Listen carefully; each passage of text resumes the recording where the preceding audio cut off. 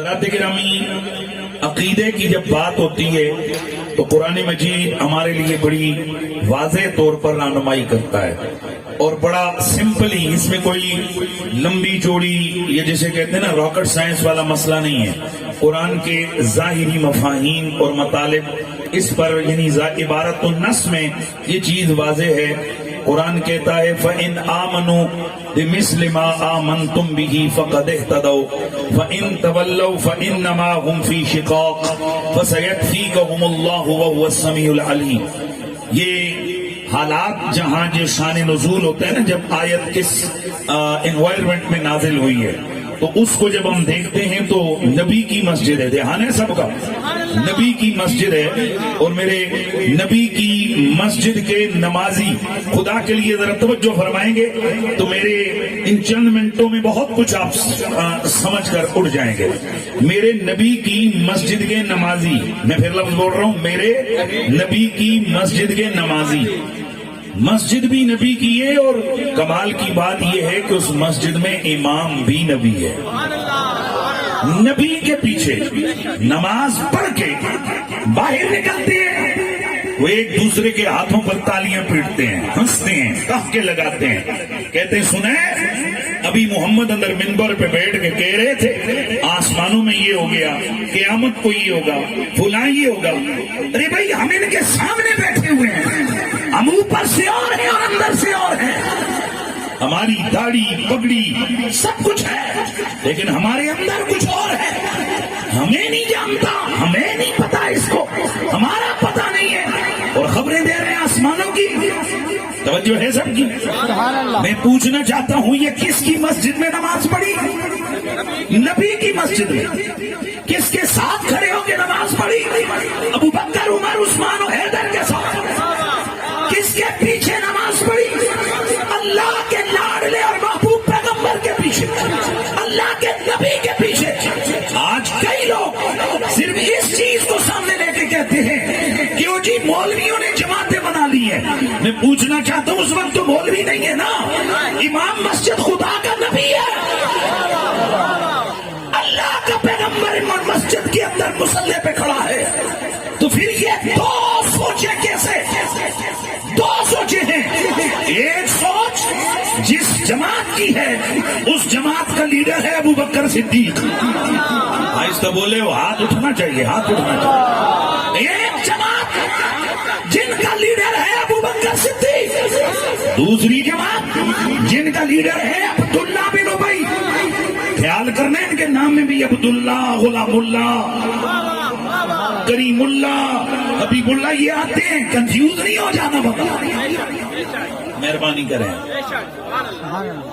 بھائی، کنفیوژن نہیں ہونی چاہیے۔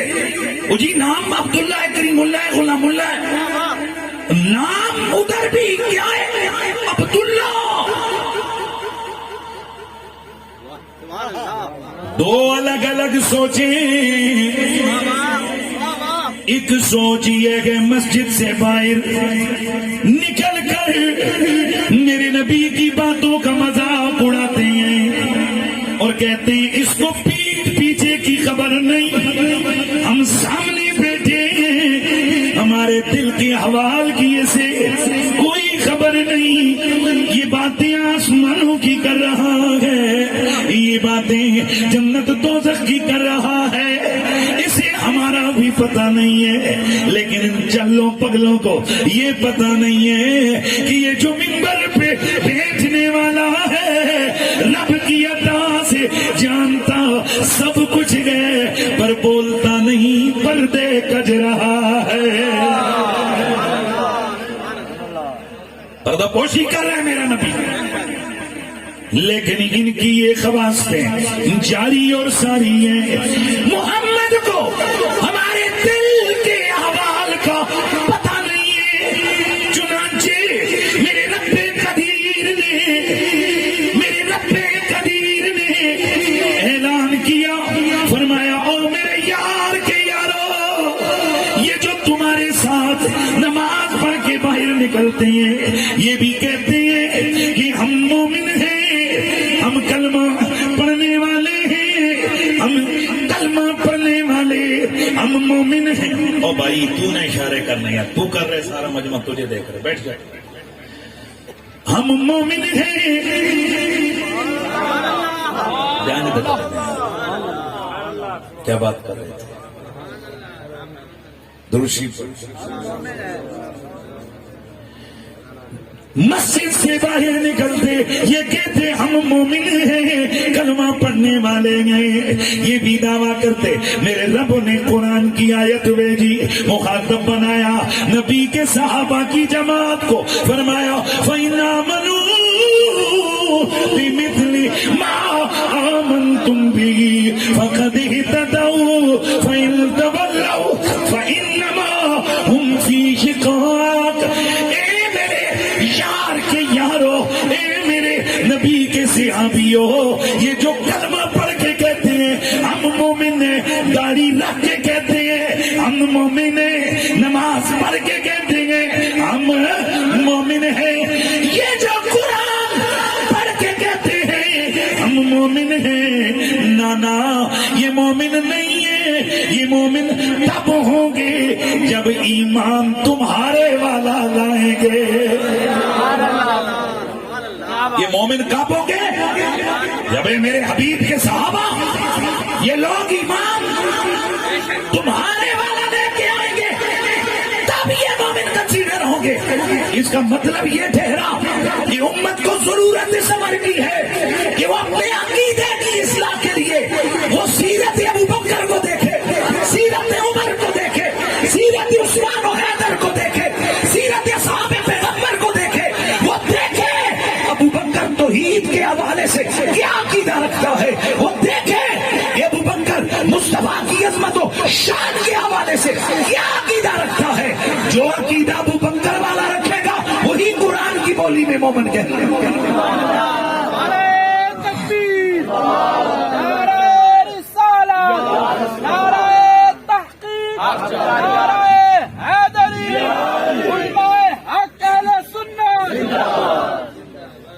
جناب صدیق اکبر, قرآن نے میرے نبی کے صحابہ کو عقیدے کے باب میں رول ماڈل بنایا. کیا بنایا بولیے؟ رول ماڈل بنایا. تو اب ہم نے یہ دیکھنا ہے نا کہ نبی کے صحابہ نے میرے نبی کی بابت کیا عقیدہ رکھا, ہم بھی وہی رکھیں گے. دیکھیں گے اگر کہیں صحابہ نبی کو اپنے بڑا بھائی کہتے نظر آئے تو پھر ہم بھائی کہنے لگ جائیں گے. اگر صحابہ نبی کو اپنے جیسا کہتے نظر آئے تو پھر ہم وہ کہنے لگ جائیں گے. لیکن اگر صحابہ کو دیکھیں اور یقیناً ایسا ہی ہے کہ میرے نبی کے صحابہ میرے مصطفیٰ کا لعاب دہن خدار مبارک نیچے نہیں گرنے دیتے تھے. بخاری کے الفاظ موجود ہیں, ما تنخم النبی نخاما الا فقط فی کف رجل منہم فتلک بها جلدہ وجہ.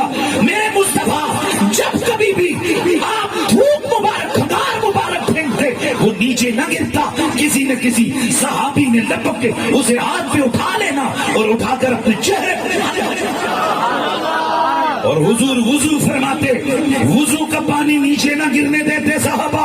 قادو یقتدلون علی وضوئی, یوں لگتا کہ نبی کے صحابہ وضو کے پانی کے لیے جو نبی کے جسم سے لگ کے نیچے آیا آپس میں ایک دوسرے کو قتل کر دیں گے. بھائی صاحب عام طور پر تو یہی مسئلہ ہے کہ جب بندہ وضو کرے تو پانی مستعمل ہو جاتا ہے, کپڑوں پہ بھی نہیں لگنا چاہیے, مسجد کی دریوں چٹائیوں پہ بھی نہیں لگنا چاہیے. یہی پڑھتے رہے اور فقہ میں پتہ چلا صحابہ کا نظریہ یہ ہے محمد ہم جیسے نہیں, ہم میں سے کوئی حضور جیسا نہیں ہے.